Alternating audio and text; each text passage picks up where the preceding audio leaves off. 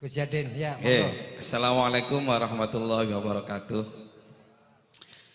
Alhamdulillah kerawan panjenengan semua di sini benar-benar membanggakan hati saya sebagai tuan rumah yang juga adiknya Gus Begun. Terhadap semua yang diobrolkan memang benar-benar itu menyuarakan suara hati kami. Yang harus menjadi catatan sebenarnya semua teori sudah kita punya. Semua apa yang kita rencanakan kita sudah punya. Sekarang hanya tinggal keberanian kita mau merubah apa enggak. Dan itu harus kita mulai dari diri kita sendiri. Tidak harus kita melihat orang lain. Dan tidak harus kita tengok sana tengok sini, tidak usah. Harus kita mulai dari diri kita sendiri. Karena seringkali kita tuh hanya berhadapan dengan diri kita sendiri. Kita itu masih belum berdamai dengan diri kita sendiri. Masih takut dikatakan buruk, masih takut mau dikatakan ini. Ya masalahnya kita hanya berhadapan dengan diri kita sendiri. Kalau tidak kita mulai, kapan? Ya semuanya mengambil resiko. Dan itu tidak perlu teori. Gak usah kakek ngomong, gak usah kakek duit, gak usah kakek rencana. Apa yang bisa kita lakukan untuk perubahan, harus kita lakukan. Harus berani. Ya mungkin hari ini banyak situasi yang membuat kita tidak bisa bersikap merdeka. Dan itulah PR kita dan itulah masalahnya. Karena bagaimanapun dawai Bapak, Kulo, dan itu mungkin juga kepada seluruh saudara-saudara saya. Tugasnya awet dewi cuma siji. Menciptakan sesuatu yang indah, yaitu kemerdekaan lahir batin. Hari ini yang kita belum merdeka, kita harus merdekakan diri kita. Jangan pernah kita takut, jangan pernah kita terbelenggu. Kalau kita masih belum merdeka, harus kita lihat apa yang buat kita tidak merdeka. Karena kebaikan itu harus dimulai dengan kesempatan yang ada, dengan kemampuan dan potensi yang ada. Bisa jadi banyak persepsi dalam lingkungan kehidupan kita. Dan itu semua tergantung. Lek panjenengan estu krono Gusti Allah. Insya Allah. Sesuatu itu akan membesar. Ini contoh kecil nggih. Kalau membahas tentang kasus yang terjadi akhir-akhir ini saja. Kasus yang terkait yang menimpa Pak Jamil. Pak Jamil ini sudah terstigma negatif dan itu benar-benar sudah terbangun di opini itu di masyarakat. Tidak hanya di Jember, bahkan nasional. Sampai uang ketemu Pak Jamil ini loh, alergi. Tidak mau. Takut nanti seolah-olah ketiban dosanya. Padahal apa yang terjadi kita belum tahu. Ya kebetulan beliau datang ke rumah. Beliau mulai menceritakan apa yang terjadi. Dan kami menangkap ada kejujuran di dalam ceritanya beliau. Dan hari ini ya kami sekeluarga terpanggil untuk membantu beliau secara terbuka. Meskipun resikonya ya kami akan dicaci, dimaki. Di awal-awal banyak yang mencibir. Wah talang sari, panili masuk angin, oleh duit dan seterusnya dan seterusnya. Gentar, ya janganlah, gak boleh gentar. Kalau kita mengalami masa-masa yang lemah, iya. Tapi itu harus dilawan, tidak boleh takut.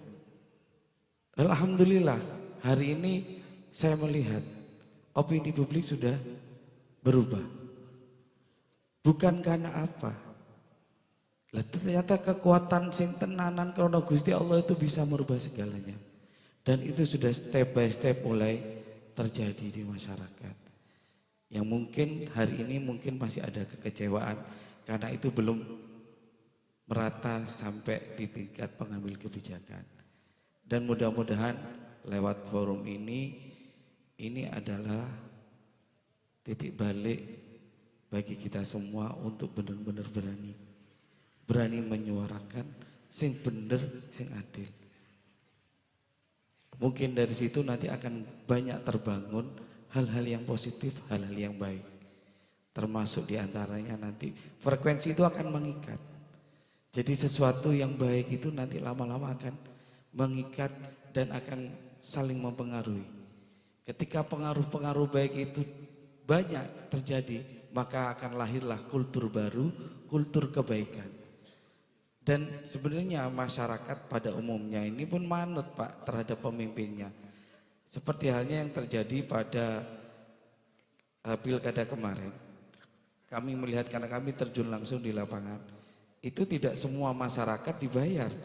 Dan kemenangan paslon 2 minimal dari jaringan yang kami gerakkan itu murni lillahi ta'ala, ndak ono duit. Tapi rakyat memilih. Ya cuma kebetulan pemimpin yang dipilih ini akhirnya kurang bisa wis gak bondo non sewu nggih. Ya gak gelem mengerti. Lah ini berarti kan masalahnya ada pada kualitas pemimpinnya. Berarti seharusnya itu ada semacam dewan apa ya istilahnya, penyeleksi ya. Calon-calon pemimpin itu kalau bisa dari partai ini khususnya ya. Karena partai sendiri itu kan yang paling berperan menentukan calon pemimpinnya itu siapa. Lah itu yang harus menyeleksi dari figur-figur yang akan maju untuk mencalonkan diri sebagai pemimpin. Nggih cuma ukurannya duit, nggih repot nggih. Tapi kalau ukurannya kapasitas, kapabilitas, integritas, insya Allah rakyat niki manut Pak. Mau dibawa ke sana, ya ke kanan, ya manut, ke kiri manut. Jangan salahkan rakyat, rakyat itu tidak tahu apa-apa. Ini hanya persoalan di elit pimpinan, di elit politik. Dan itu yang harus direformasi sebenarnya. Cara berpikir, cara berkultur dari elit-elit politik kita. Itu niki saran, niki kalau menurut saya. Mudah-mudahan dari forum ini nanti terketuk ya. Para pemimpin-pemimpin yang ada di sini, ini ada anggota-anggota dewan benar-benar mau menyeleksi akan hal itu. Dan tidak ada salahnya ketika melibatkan tokoh dalam hal ini, sosok kiai atau tokoh masyarakat untuk dimintai pendapat, dimintai pertimbangan terhadap profil calon-calon pemimpin yang akan maju. Itu mungkin bisa mempersempit tingkat kesalahan. Selebihnya mudah-mudahan itu nanti bisa sama-sama kerja. Istilahnya nomor kerja sama kan yang sudah diprotes sama Gus Yep tadi. Ya sama-sama kerja. Ya intinya semuanya membangun vibrasi, membangun kekuatan hati nurani ini untuk bisa memilih dan memutuskan skala prioritas itu dengan benar. Mungkin itu saja curhatan saya hari ini yang agak sedikit sedih lah. Jadi dari tadi napa nggih melihat proses yang terjadi hari ini, jujur kula niki radi loyo lah. Tapi cuma kepanggih jenengan iki gede hati. Dan saya tetap akan menagih itu janjinya DPR untuk petisi itu. Bagaimana bisa menolong yang benar. Karena ini akan jadi presiden buruk. Ini tadi kebetulan saya terkait dengan kasus Pak Jamil Kingge. Ini karena akan menjadi sorotan bagi rata-rata birokrasi yang ada yang tidak terkena kasus. Ini semua ada yang curhat sama saya banyak. Ada sekitar 5 orang lah, itu mungkin mewakili. Sebenarnya kasusnya Pak Jamil ini menang. Karena kasus ini memang kasus konspirasi. Yang mereka terjadi di hati mereka ada ketakutan. Kalau seandainya hal ini, konspirasi ini benar-benar berjalan dan Pak Jamil jadi tersangka bahkan ditahan, ini mereka akan ketakutan nantinya saya akan bisa menjadi korban berikutnya. Sehingga di sini kalau mau dilihat kerja, kan ini salah kebijakan, salah aturan. Nah ketika salah, nanti mereka akan tersandera. Kalau tidak melakukan apa yang dimaui pimpinan atau tidak setor uang, ya akhirnya ancamannya kamu tak kasuskan, kamu tak penjara. Kalau sudah seperti itu, mau baik bagaimana kerjanya birokrasi. Nah, sehingga monggo para dewan, panjenengan wakil kami, dan panjenengan saya yakin masih punya hati nurani.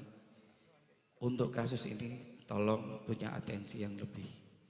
Ini untuk menyelamatkan semua gerbong yang ada di birokrasi yang masih punya hati nurani dan ingin bekerja secara baik, secara taat regulasi.